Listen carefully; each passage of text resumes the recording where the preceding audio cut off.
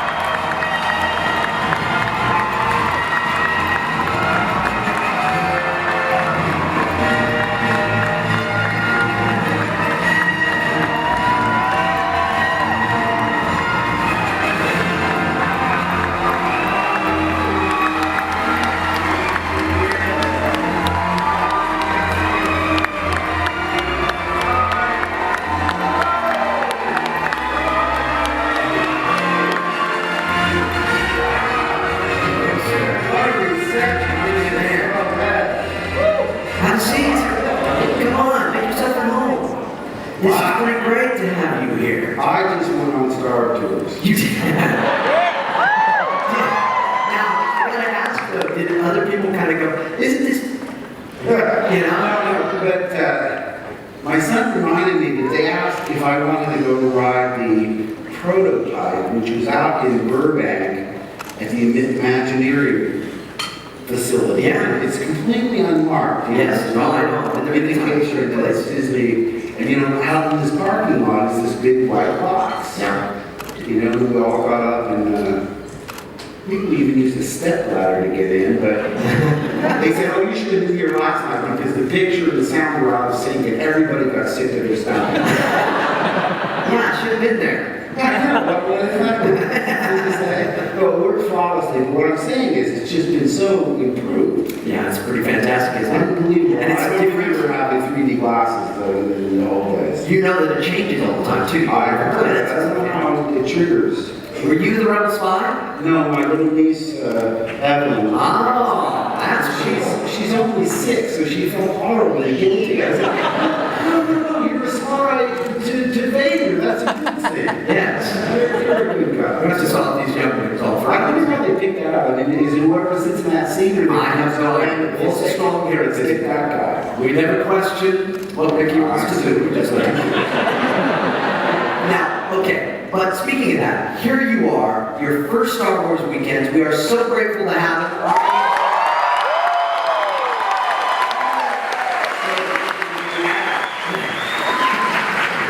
You've been had. Did anybody see the show yesterday? I saw it. Hey, but let me ask you this though, one question. Are you working on anything here?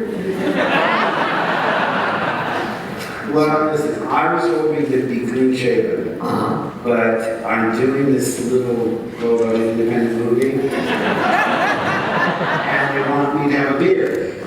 And I love to keep surprises. Yeah, it takes me forever to grow a beard. And so I did a test run, and I realized if I waited till the day after tomorrow, when I finish here, I wouldn't be ready for when they're going to be ready. So, and by the way, I'm up for the title role in the George Lucas story. Fingers crossed! Yeah.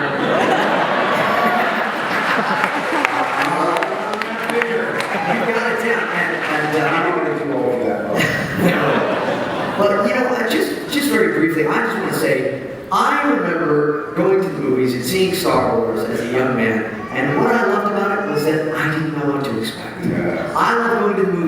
surprised by it all, being taken in by it all. That's what movies are about. And so the thing that we love is that we're going to actually be surprised by it if we don't have all this information constantly there. So we're going to talk more about these other movies you've done, 4, 5, and 6. Well, see, this crowd understands. I mean, you guys, I've always said this, the Star Wars fans over the years have become like family to me, in the sense that I can trust you. I mean, you are so affectionate, you're so positive, and you understand, like a lot of people I don't think understand, that the reason the secrecy is so high is not because we want to annoy you or frustrate you, is we want to maximize your enjoyment of episode 7 when it finally hits, and we want you to start at the movies and not on the internet.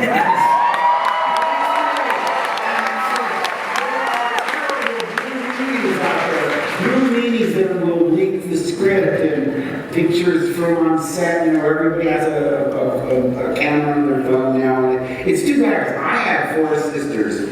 And they used to love to go into my parents' closet and saying, "You're getting the Beanie and Cecil puppet for Christmas." And not only does it ruin the surprise, but you have to act surprised like you don't know. So, that's right. But people are more than understanding of how hard we're trying. And if I were you, if you see stuff on the internet or people trying black stuff, do that. Look away. I'll take the sequel. Dignified. Look at it. It'll preserve the surprises for you. Well, I wanted something you said there, talk about when you were a kid. Right. Now, acting, when did that become a pursuit for you? When you were a little kid or young man? When did it happen? When did what happen? When you got the acting bug and you thought, I want to pursue this. You know, some of my earliest memories, first of all, when I discovered comic strips in the newspaper, that they would deliver them to your front door. Yeah. They were comic strips in those days where you didn't even have to read Nancy and Sluggo, Silent, The Wind King. But I learned to read because of comic strips. And I loved animated cartoons. You know, of course, they used to show on Mickey Mouse Club, they'd show animated cartoons. I saw that episode where they showed Pito Colvin did Goofy, but Clarence Nash doing Donald Duck. I was mesmerized. I was so small. These cartoons were full blown, and you really didn't understand the process of how they were made. And then when I realized, wow, grown-ups go to work, and they do Donald Duck. It's the best job in the world. I want to talk about that because I think there's something about you know, I've never understood the concept of a second child here because I'm not finished with my first one. That's right. So then, what about sci-fi? Were you? I'll tell you, my very first movie that just knocked me for a loop was the black and white King Kong on television. It seemed so tragic to me. I mean, it just made me cry my eyes out because it was on $1 million movie when we lived in New York, which means they showed it Monday through Friday. And so when I saw it Monday, it just devastated me. And then my mom saw me sitting in front of the TV waiting for it to come on Tuesday. And she goes, "When are you going to watch that again for?" I said, "Oh, Mom, you got to see it. It's so great. There's dinosaurs." And for some reason, I thought Kong could avoid going to New York. I said that was his only downfall. Don't go to New York.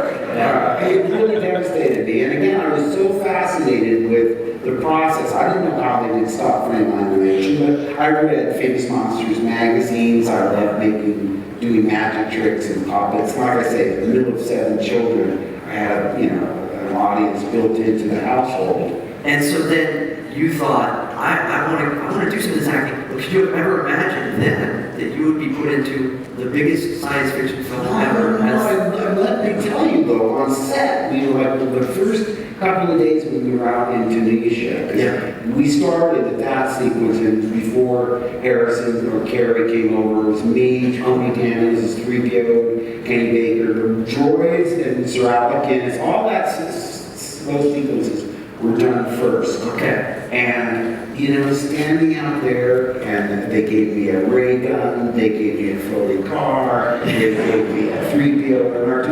I thought, I could just live here the rest of my life. I'm so happy. Yeah. It was so great. I mean, I never took it for granted. It's like, pinch me. even, you know, when I eventually got into the Rancor's hand in and Return of the Jedi. in Dark Jedi, right?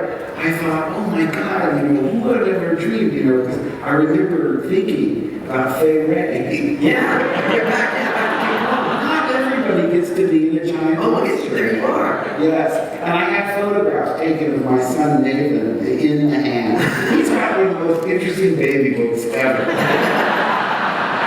Because they let her go play in the Muppet workshop, you know, they have these things called anything Muppets where they're Velcro, you just get so much eyes. And, you know, Frank and Jim were just such family-oriented people that, you know, That's they tend fantastic. more accommodating. That is fantastic.